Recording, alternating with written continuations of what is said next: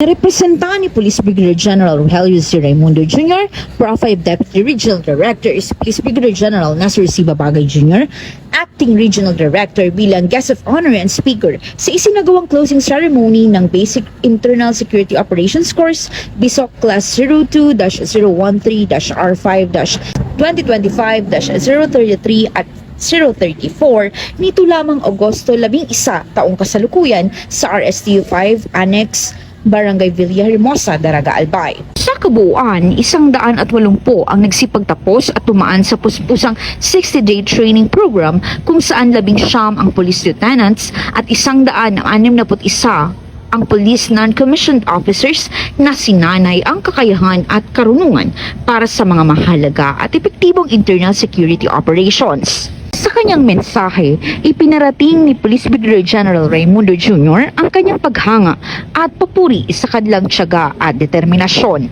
Ipinihatid naman ng overall top 1 ang kanyang pasasalamat sa lahat ng sumuporta at matyagang naghintay upang matapos nila ang nasabing training.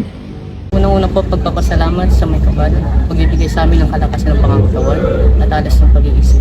Pangalawa po ang pagpapasalamat namin sa aming pamilya at mga taong mahal sa buhay na wala sawang nagsusuporta sa amin at patuloy kaming ginagawa. Ang PNP Bicol ay patuloy na bibigyan ng pagkakataon at sisiguraduhin ang abilidad ng bawat kasurug cops ay mahahasa para mas mapaganda ang serbisyo na iaalay sa publiko o komunidad. Mula dito sa Legazpi City, Albay, ako ang inyong PNN correspondent, Patrolwoman Jara de Duterte, alagad ng batas, tagataguyod ng Balitang Pulis.